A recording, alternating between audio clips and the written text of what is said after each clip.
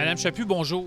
Bonjour, M. Bouchard. Alors aujourd'hui, c'est évidemment la grande collecte dans les épiceries. Est-ce que pour Moisson-Outaouais, c'est une activité vraiment centrale, importante?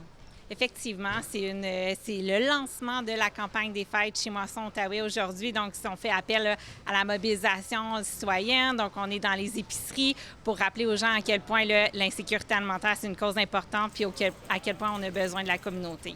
On en parle de plus en plus. Quoi, les besoins sont de plus en plus grands?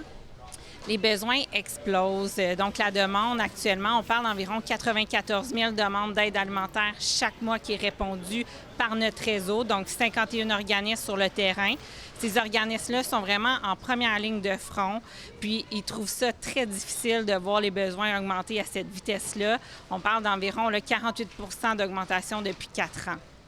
Et cette année, il y a eu beaucoup d'instabilité politique, instabilité économique. On a parlé de tarifs, d'inflation. Est-ce que c'est particulièrement inquiétant? Ce qui touche vraiment nos ménages ici en Outaouais, c'est la crise du logement abordable. Donc, vous savez, quand un ménage doit prendre presque 50, 60, même des fois 90 de ses revenus pour se loger, ça laisse peu de place pour se nourrir. Alors ça veut dire que la clientèle d'il y a 5, 10, 15 ans, c'est pas la même exactement qu'aujourd'hui. Le portrait de la clientèle change énormément. Donc, on parle de plus en plus de travailleurs. Donc, maintenant, c'est 20 des personnes qui reçoivent de l'aide alimentaire dans notre réseau qui occupent un emploi.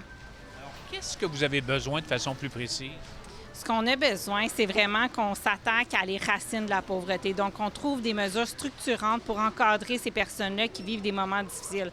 Plus de logements abordables, plus d'emplois de qualité, plus de formation, plus de relève dans nos services et définitivement plus de financement pour les organismes qui sont à bout de souffle. Et ça, c'est pour prévenir en quelque sorte justement l'insécurité alimentaire. Mais une fois qu'on se retrouve dans la situation, qu'est-ce que vous pouvez faire? Comment vous agissez?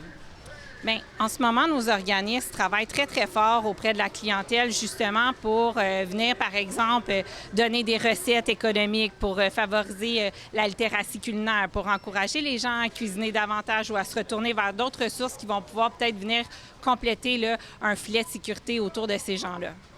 La collecte est sur le point de prendre fin. Qu'est-ce que vous recherchez de façon plus précise? Qu'est-ce qui est le plus utile dans le fond?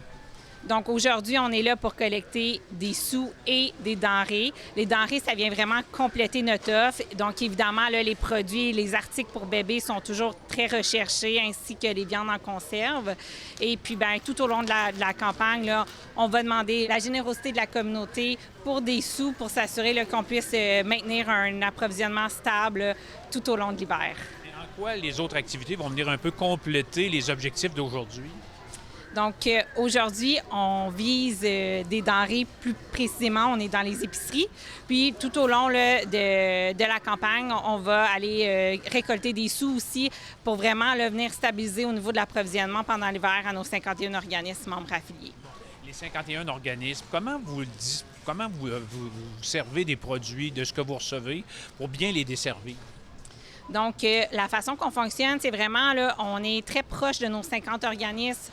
On s'assure qu'il y ait suffisamment de denrées pour répondre à leurs besoins et les besoins de leur clientèle. Donc, on va monitorer un peu là, combien de personnes qui vont desservir. Puis, à partir de ces chiffres-là, nous, on est en mesure de redistribuer de façon équitable dans tout le territoire.